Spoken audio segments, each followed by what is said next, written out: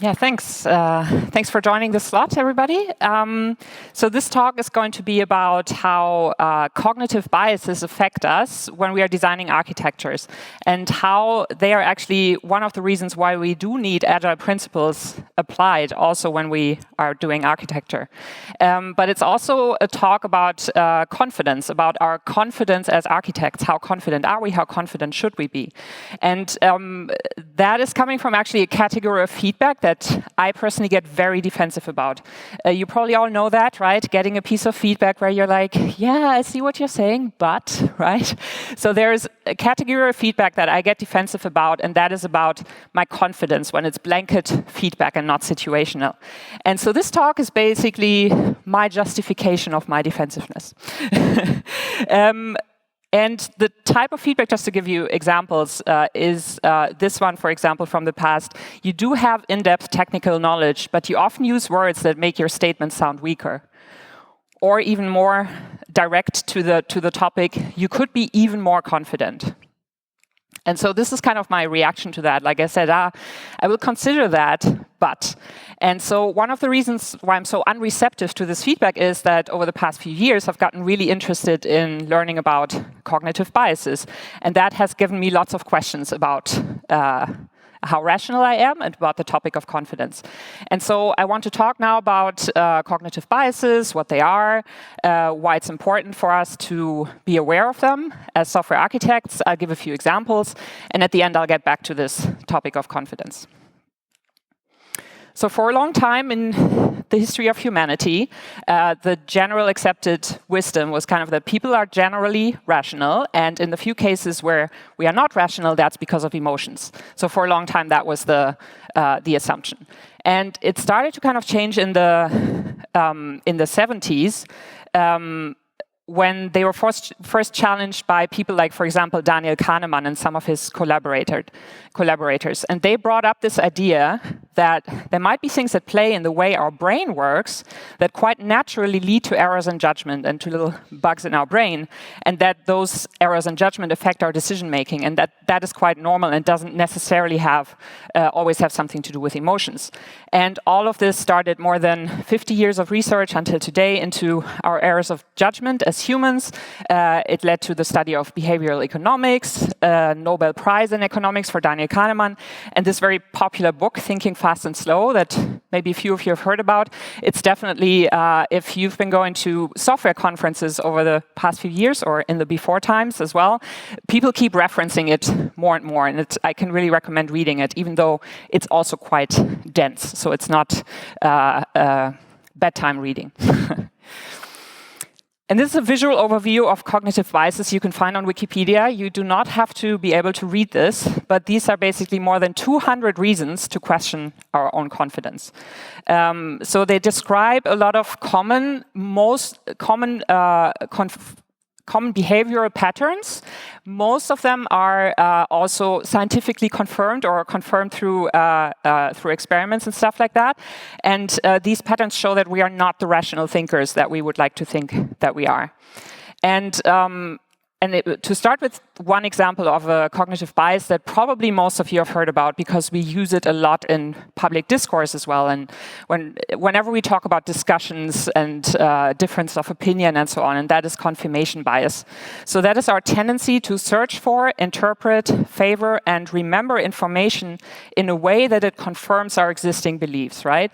So, for example, if you have a discussion about technology choices and architecture decision, and you have some strong opinions in the room, then you might find yourself kind of gravitating towards examples that confirm the opinion that you currently hold, and that might make you less receptive to other arguments. And these things can in general be really in our way when we're trying to be rational, successful developers or architects.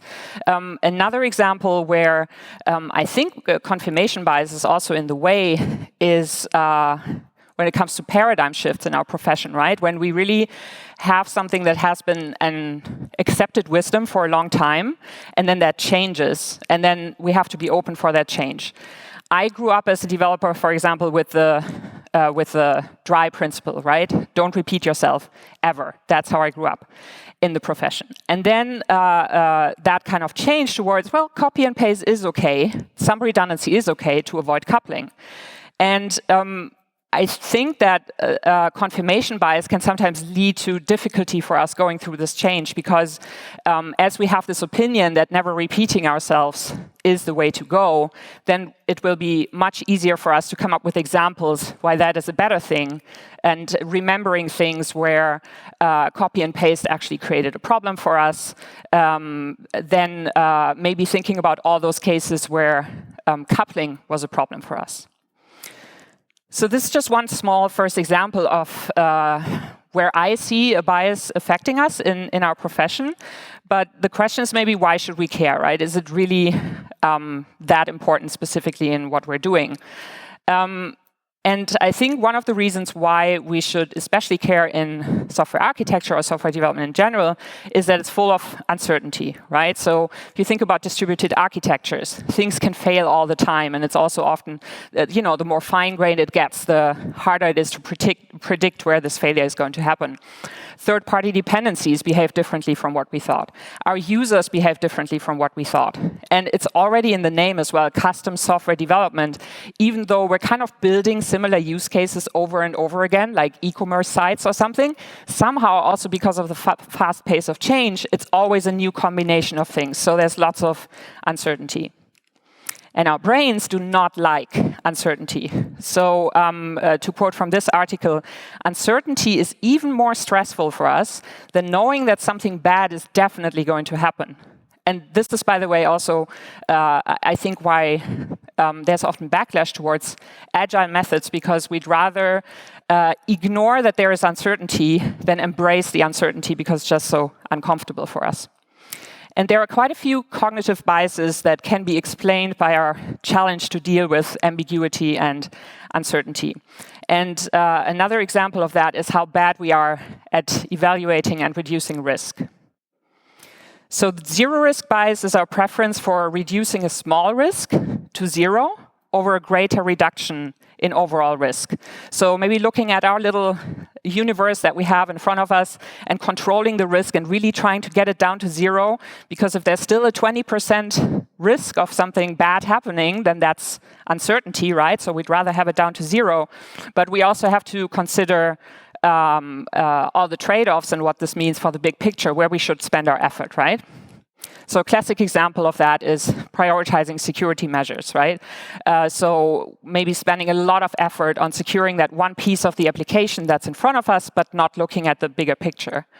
Or spending lots of effort on avoiding lock-in to a cloud provider. That as something like a risk that could manifest a cloud provider or a framework or a tool. Or anything to do with premature optimization, right? So optimizing for very high performance and scalability from the get-go without even looking at user projections, or spending effort very early on abstracting things away just in case we might want to exchange that technology, we might want to switch cloud providers, or just in case this other team might want to reuse this.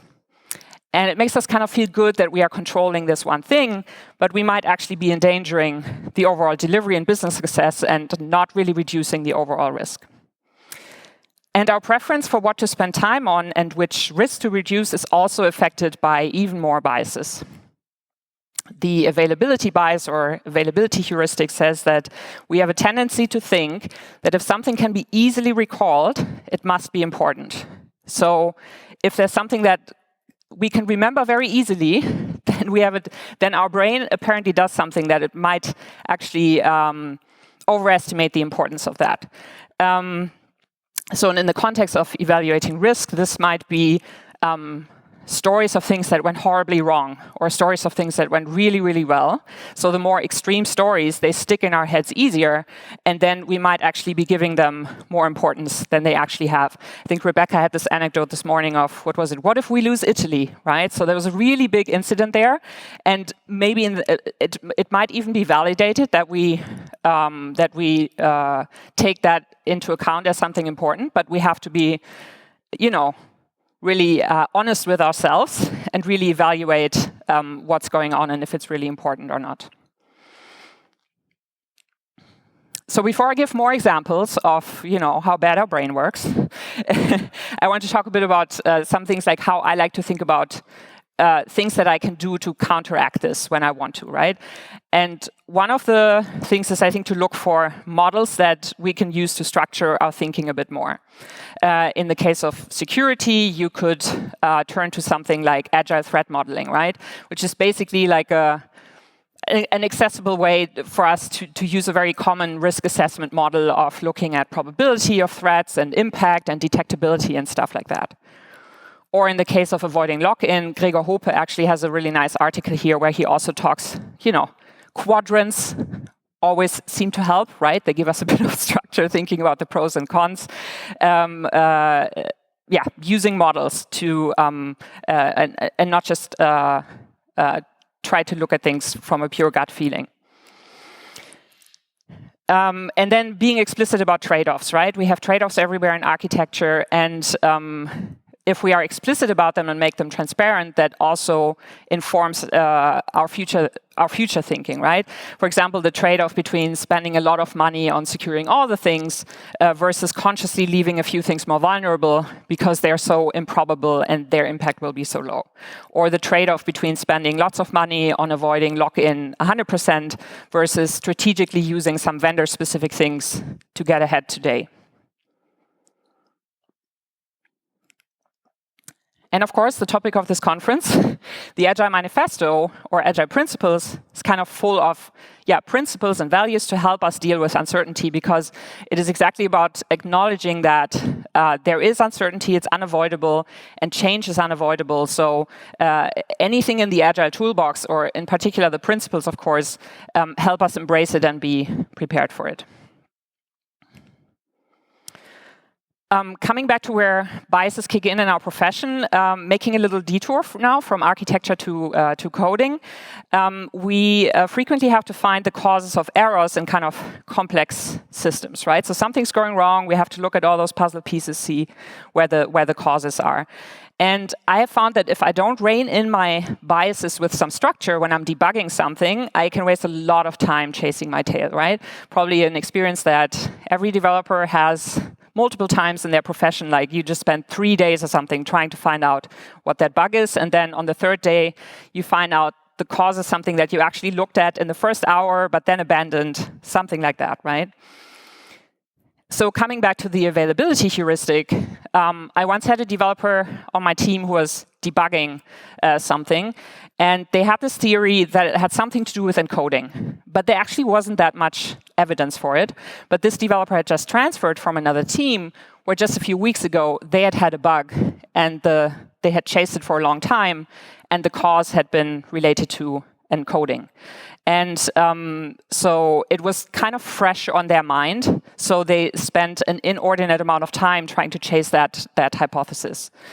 And again, we just love sharing those stories of that one really freaky bug, that really weird solution, right? And those types of stories stick in our heads a lot more and are maybe more top of mind because of availability bias. Then we chase those things, but more frequently than not, maybe it's just Tomcat ran out of memory, so something that's a lot more probable. And another thing that can get us to spend our time on something that's not worth spending our time on is that we suck at statistics, right?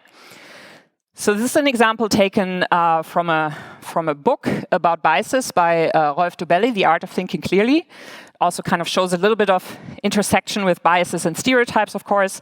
So if you see the sentence, Mark is a thin man from Germany with glasses who likes to listen to Mozart.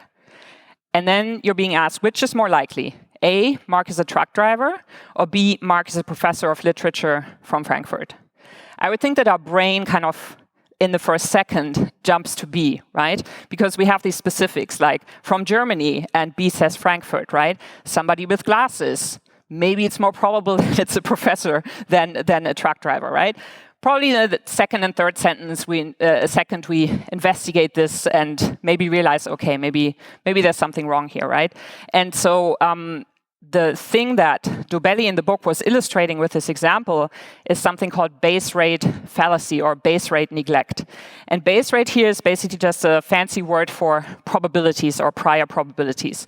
So in the case of the truck driver versus professor, a prior probability would be 1% of German men are truck drivers, but a much lower percentage of German men are actually professors of literature in Frankfurt. So the answer to this would be A. That is more likely.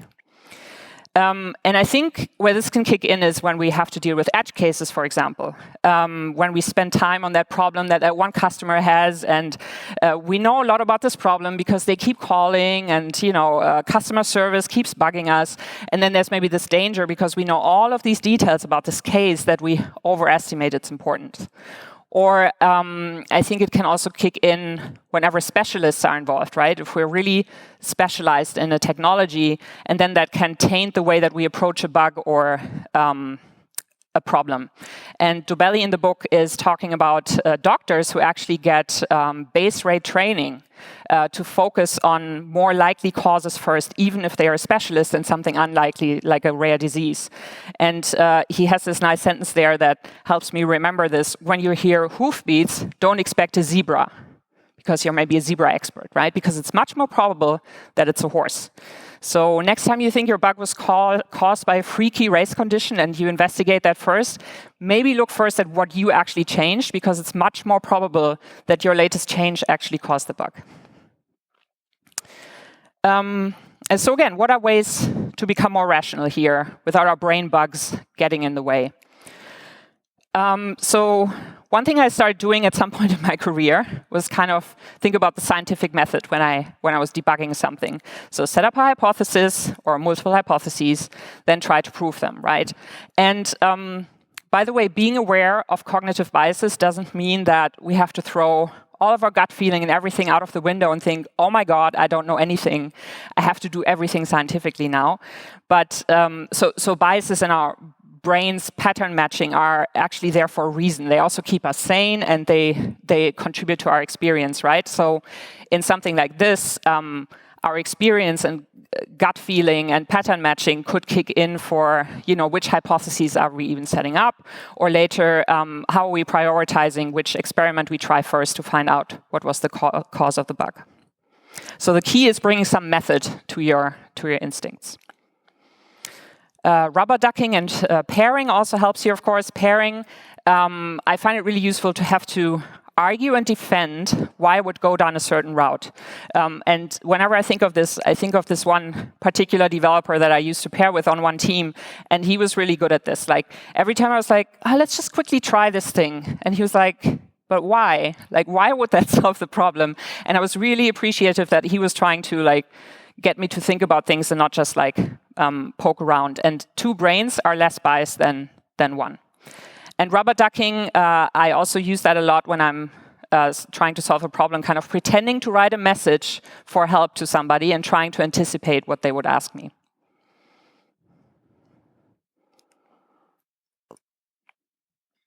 So those were a few examples about how we're struggling to deal with the uncertain world of software development. But of course, we don't want to be too paranoid all of the time, like I said, right, about the negative effects of the biases. But it is helpful to pick the situations when it's particularly important to be aware of them. And architecture is the important stuff that people perceive as hard to change, right? So the last area I want to give examples in is that of architecture decision-making. And like I said, we don't have to be vigilant of all of these little traps all of the time, but it's especially worthwhile to be aware and employ some techniques to counteract them when we're taking the more impactful decisions. And because of the high level of uncertainty and the fast pace of change, it is particularly important that we constantly learn from our decisions as well. And if we constantly assume that we're just being totally rational, then that can prevent us from learning from our decisions. And the bias that I've learned about that was one of the ones that blew my brain the most, and that I think about all the time, is outcome bias, which is our tendency to evaluate the quality of a decision based on the outcome of the decision. So to illustrate that with some examples, so you take a decision, and at some point it has an outcome, right? I was on a team years ago when React was first coming up, and we were building a React application.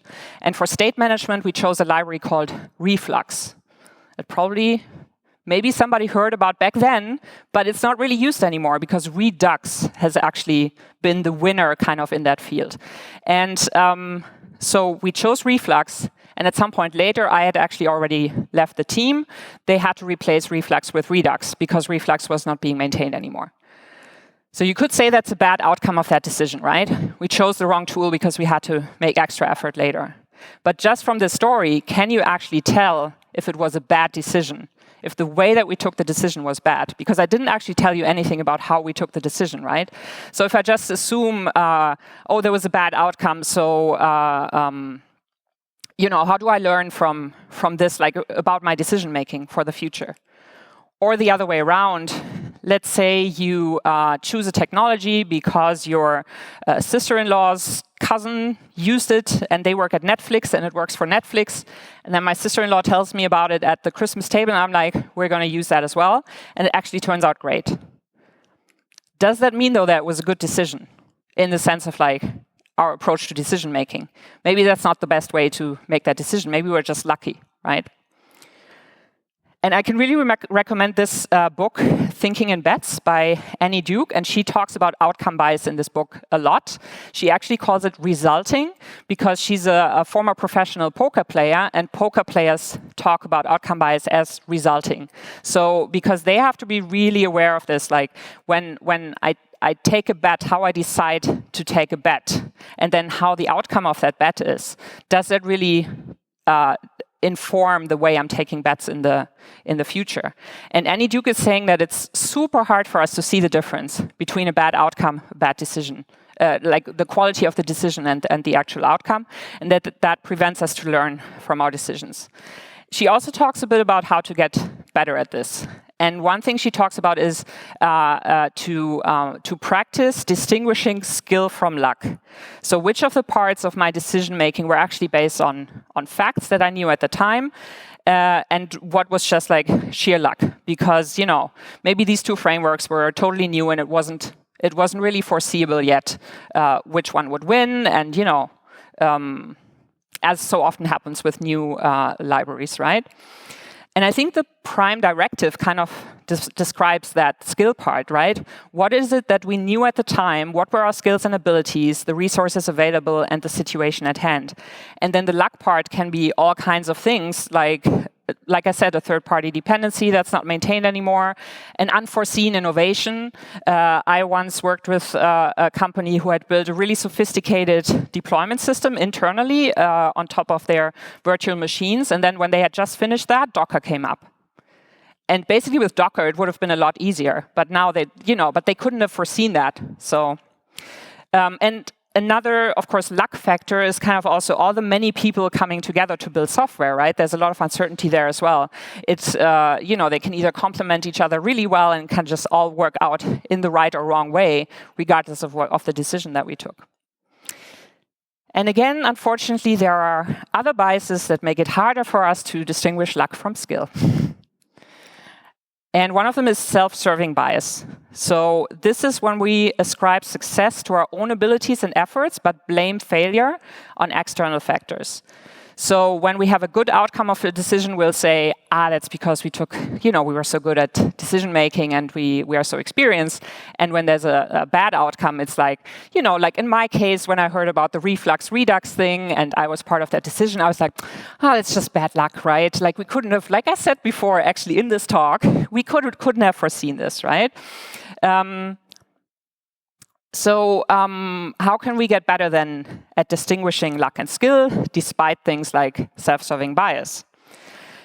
One really interesting thing I found that Annie Duke says in the book is that we have to get over being right and also change our notion of what being right means, right? So there's often too much all or nothing or black and white thinking, but decisions aren't right or wrong, they're better or worse, right? And outcomes are always some mix of luck and skill, always. So one thing that one way I try to approach this is with my language. So ever since I read this, I try to avoid the words right and wrong as much as I can.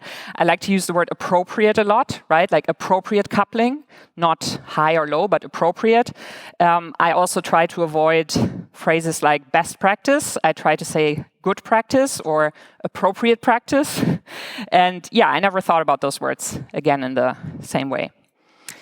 And of course, another thing that helps yourself and your future self to evaluate your past decisions is also writing decision records and writing them in a way that they document the implications of the decision and what I knew at the time and the situation at hand. Because I see a lot of teams writing decision records these days, but very rarely I actually see those things in the decision. It just describes what was decided, but very little about, for example, the bad outcomes of this. You don't want to write the bad outcomes in the trade-off, right? Because then somebody might challenge, why are you even doing this if it can have this bad outcome?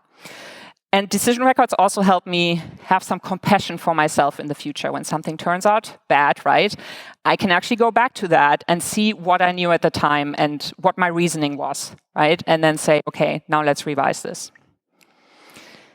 Because again, it's all about being explicit about trade-offs, right? The potential good outcomes and the potential bad outcomes of a decision. And why we decided to trade them off in the way that we did. This always constantly reminds me of how it's all a big gray zone. And this is also the final big reason I want to emphasize even more and mention again for why I think awareness of these biases is particularly important in the context of software architecture, which is the fact that it's all about trade-offs. All those biases, the confirmation bias, availability heuristic, they kick in particularly hard when we have to decide between two sides, and there always seems to be good and bad things on each side. And Mark Richards and Neil Ford even dubbed this the first law of software architecture in their book, Fundamentals of Software Architecture. Everything in architecture is a trade-off. And then went on to write a whole other book all around trade-off analyses, which also suggests some nice models to structure our thinking. So again, this is like a nice place to go to for models to mitigate the effect of biases a bit when we're dealing with trade-offs.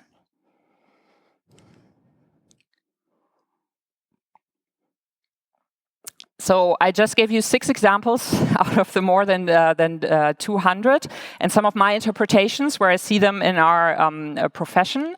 And if you want to learn more, these are just some of the things I read about this. Like I said, Thinking in Bets, I really love that book. Thinking Fast and Slow is a classic, a bit harder to read though than Thinking in Bets. The Art of Thinking clearly was where I had that truck driver example from. It just has like little chapters on lots of different common biases, so but you can kind of jump around in it. And I also like this podcast, You Are Not So Smart. So to start concluding, how does this all relate back to the feedback I started out with, right? So you could be even more confident. So my reaction to that is, after learning all this, what does that even mean, being confident, right? Because it's situational. It depends on the situation. Underconfidence can be bad, yes, when it blocks us from acting or it makes us focus disproportionately on something that is actually not that important. But overconfidence can also be quite counterproductive, when it makes us complacent and then we can actually fall into more of these biases trap. And then we don't go out to collect more information about reality. So in the face of uncertainty, fast pace of change, trade-offs everywhere, complex systems, do I really want to be more confident, like as a general statement? Is that really the answer? And I would like to think that, to get a bit meta, that my confidence actually manifests in things like saying I'm not sure, asking questions, and changing my mind. But these are actually things that are not necessarily seen as signs of an appropriate, successful confidence level, at least in the 2 cultures that have affected my work life the most, which is the German and the American culture. And but I believe that these are undervalued because, they've certainly worked out pretty well for me, I like to think. which is why my confirmation bias kicked in very hard when I read Annie Duke and she said that we should use uncertainty to our advantage. And she's saying that doubt helps us learn and be creative, and acknowledging uncertainty is a first step in getting closer to what is objectively true. But of course, I'm not just bravely going ahead, asking questions, being unsure all the time. So there are things I rely on that make me feel good about that, like a safety net, that then make me more confident in my uncertainty. Just some examples. I mentioned Agile before, how it's all about embracing that. So I feel with that tool set that gives me a safety net, just getting started and then working in small increments, this is all about the upfront design versus getting started and getting information. Sharing and listening, I talked about pairing before, and when I listen, also trying to shut up first and let others talk first to not taint their thinking in any way with my pre-confirmed notions. And I talked about documenting decisions as well, which really helps me. And then in turn, when I do all that, I feel like I get more learning and collaboration out of it and ultimately better software. And I want to end with a final thought, going back to this idea of a baseline of what is considered a good level of confidence to be successful. You need to be more confident is actually feedback that is given to women a lot more than to men, or given to members of underrepresented groups a lot more than to white men. And it's one of those things where there is an existing baseline of what is considered, this is like a successful level of confidence, and then you're being told you should be that confident. But I think, no, maybe the baseline needs to change, right? Maybe I'm not underconfident, maybe other people are overconfident. After all, there's literally a bias called the overconfidence effect. So I hope that with this I've encouraged you to maybe help change that baseline of appropriate confidence to a place where it's something situational and not just like a general level of good confidence. And we're saying I'm not sure is actually considered a good thing. So that will make us better learners, more inclusive, more compassionate with ourselves and others, more collaborative, more humble, more creative, and better architects.